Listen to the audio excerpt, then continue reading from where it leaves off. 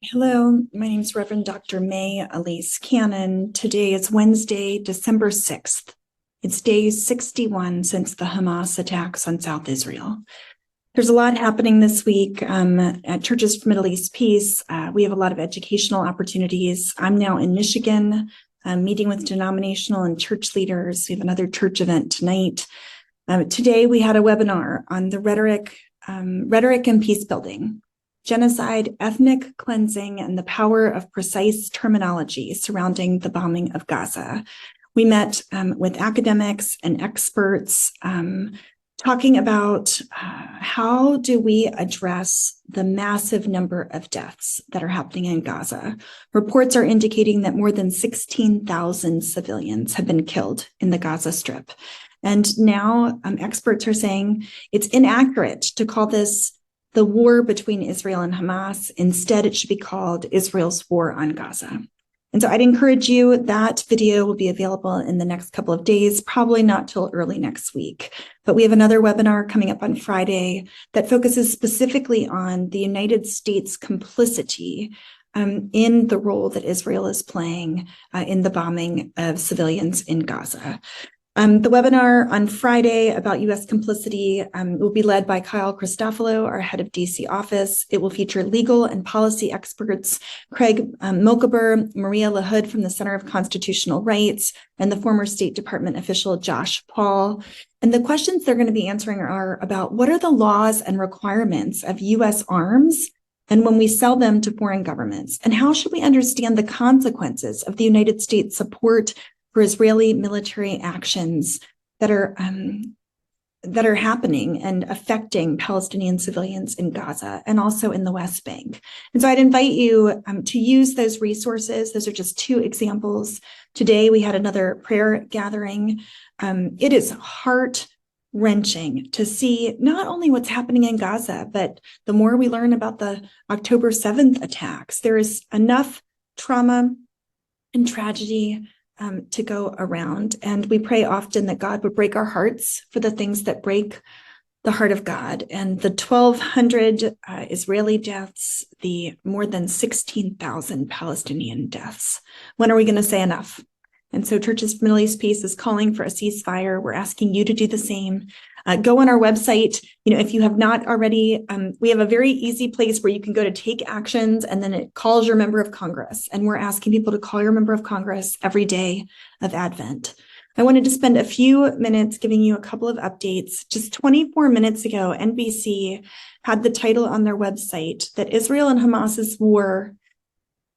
This was their title. They said, "Fierce battles inside Khan Yunis in southern Gaza. Israel's intensifying assault on the southern Gaza's main city is fueling an increasingly apocalyptic situation for Palestinian civilians and raising the pressure at home and abroad." Even the media is saying that the situation in Gaza is not tenable. A United Nations official said today that food, water, and medicine are running short. Civilians are running out of places to go. There are very few, if any, safe places in Gaza. Yesterday, in my update, I talked about what was going on inside of Israel.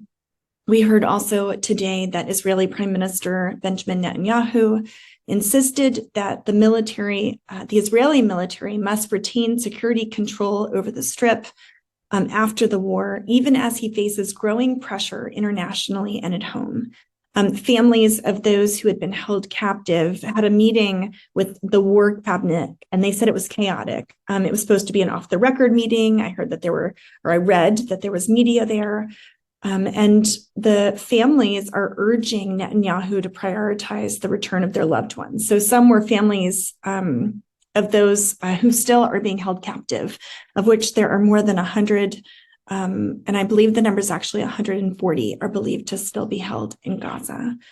The international conversation has also extended. It's being had in the United Nations. President Biden and Netanyahu are also talking about the alleged sexual assaults that were committed by Hamas and other militant groups during the October 7th terror attack. There is great global condemnation, as there should be. NBC News reported that they had reviewed evidence that there were dozens of Israeli women that were raped, sexually abused, or even mutilated during those attacks, which is just horrific. And Hamas should face the consequences for their crimes. And we must differentiate. Civilians in Gaza are not the same as Hamas, and children in Gaza should not face the consequences of Hamas's crimes. The UN chief took a very strong action and felt compelled to engage in the Gaza crisis. And for the first time, Antonio Guterres invoked Article 99, which means that he forced the United Nations to take action. And so the quote was, "Given the scale of loss of human life in Gaza and Israel in such a short amount of time, that this drastic constitutional move was taken in the hope that it would put more pressure on the Security Council and the international community at large to demand a ceasefire." And it is a tool that the Secretary General has the option of using to raise the significance and the importance of addressing the bombing in Gaza and the ongoing impacts of Israel's military campaign.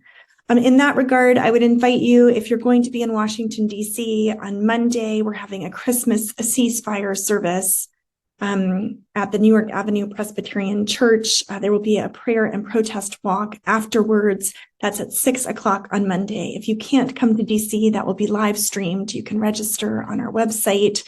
And if you are a pastor or a church leader, we have so many resources. For our evangelical groups, we have a theological curriculum that goes through the scriptures and what they teach about the Middle East and Israel-Palestine. And for Churches for Middle East Peace, we have a curriculum that introduces our churches to an introduction to the geopolitical history of the Israeli-Palestinian conflict. I also wanted to let you know that registration for our 40th anniversary, which is going to be next April in 2024 in Washington, D.C., and we'd invite you to come join us for that. 40 years at CMEP. April 9th to 11th in 2024. We'll be doing, hopefully we'll be celebrating peace, but we hope that you'll join us for that 40th year commemoration. Registration for that is now available as well. Please join us in calling for a ceasefire, pray for peace, talk to your church leaders. If you are a church leader, please talk about this issue. Might God transform us as he transforms the world and leads us towards peace and an end to violence for the sake of all people.